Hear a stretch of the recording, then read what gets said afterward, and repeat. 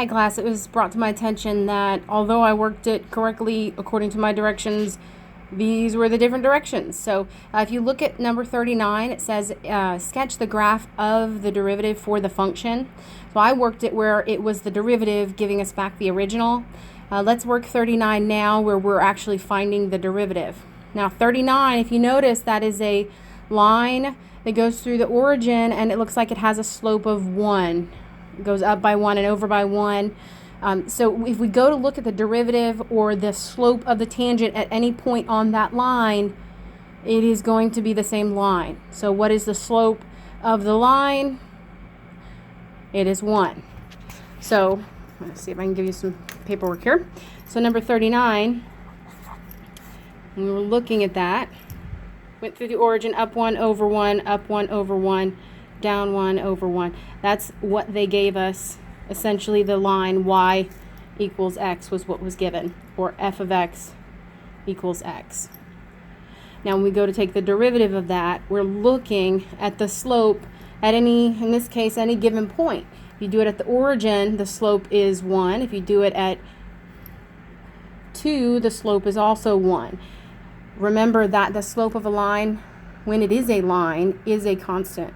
So because this is f of x equals 1x plus 0, if you're thinking mx plus b,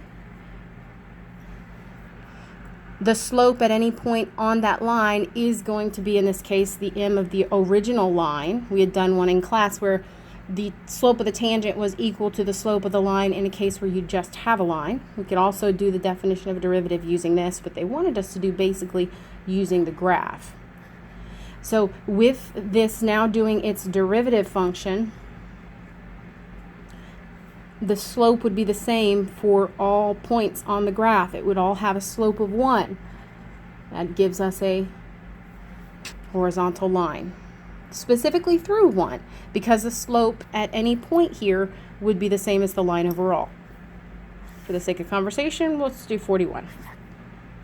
Okay, so 41, we have a quadratic whose 2, 3, 4 vertex appears to be at 4, 0. These are wanting you to kind of describe it, you looking at the graph less than actually finding the equation. So looking at this, we do know that it is decreasing until it hits its vertex, which is going to have a tangent that is horizontal, and then it's increasing again. So if this was our f of x function, going and looking at the derivative function, we know when x is 4, the derivative is 0. And we know that because at 4, you have a relative min, and we have what's called a turning point, and its derivative is 0 because the slope of its tangent is 0. Notice that this line is decreasing until it hits here where it's flat, slope of a tangent line is 0, and then it's increasing, giving us some positives. So we have 4, 0 at that piece. Now if we think to the left of that graph, it's decreasing, so it's going to have to be somewhere negative. That's not an exact graph, but we're talking generals. And then as we're increasing, that means its slope of its tangent would be positive, steadily rising. And as someone mentioned who saw this at the end, this is what we had originally, and then I had us graph this. So I had done the opposite direction.